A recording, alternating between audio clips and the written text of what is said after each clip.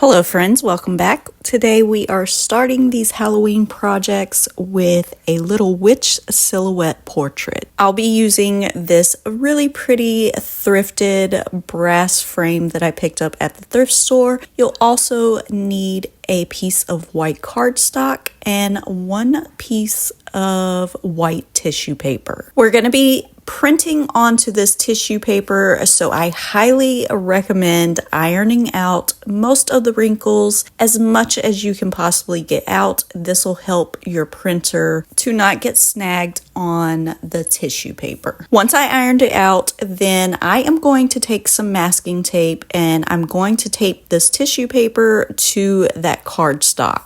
Again, this is just a really important step so that this tissue paper does not get snagged in your printer. So be sure that you are taping the entire bottom part so that when you feed it in, the printer will have something to grab onto. And this is what it looked like once I printed onto the tissue paper.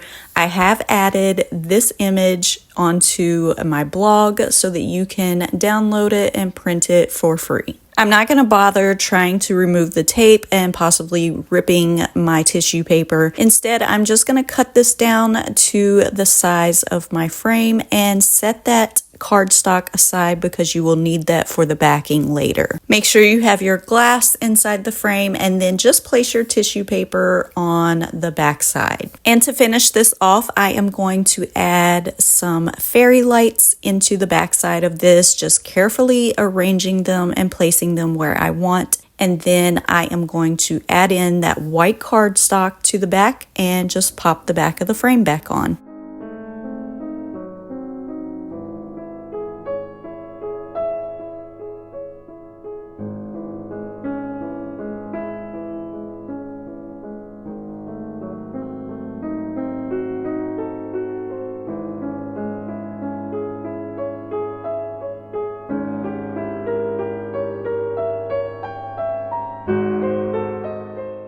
For this project, we're making a skeleton hand book rack. I'm using a piece of scrap wood that I had. I believe it's a 1x4 that I just cut down to the size that I wanted. I'll also be using 2 of these skeleton hands from Dollar Tree. Make sure that you get one left and one right when you are doing this project. I did end up having to cut off a little bit of excess on the wrist of these skeleton hands. One side does stick out a little further and I just snipped it off on both of them. Then I'm going to mark my board where I want to put these skeleton hands, and I'm going to take this and pre-drill holes into my board. I also pre-drilled tiny holes into the larger side of the wrist on these skeleton hands. I added a screw through each side of the board and then I was able to just screw the hands down onto the board. Then because these hands are plastic, I did want to prime them a little bit for my chalk paint. So I took it outside and gave it one coat of some Rust-Oleum primer and paint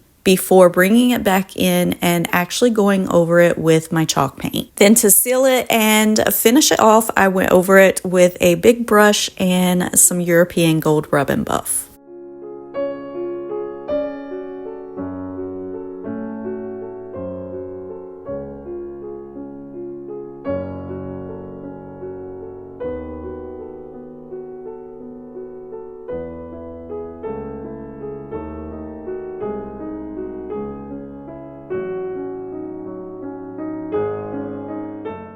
For this project, I'm going to be making a Halloween Gothic chalkboard. I'll be using this sign that I got a few years ago. I believe I got it on clearance at Hobby Lobby or somewhere like that. And it's just been in my stash, so I figured I could finally use it. The first thing I'm going to do is just paint the frame outside of this sign with some black chalk paint. Then I decided I wanted to add some pretty detail to this, make it look a little more gothic and vintage.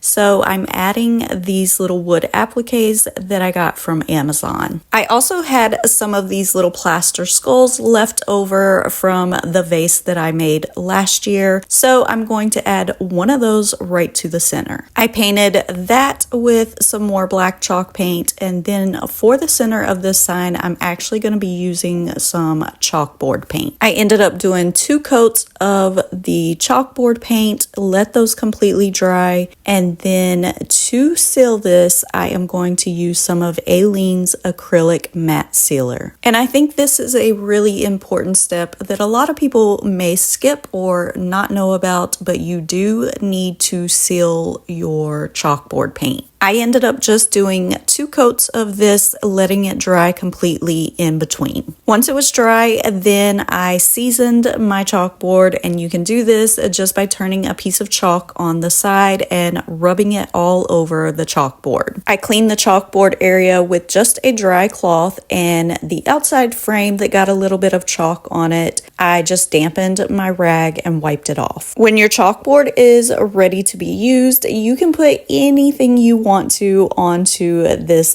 Gothic Halloween chalkboard. I decided to print off a raven and a little tree branch, and I kind of just used it as a template to draw onto here, but I think I will definitely be changing it and possibly keeping this out maybe in my kitchen all year round.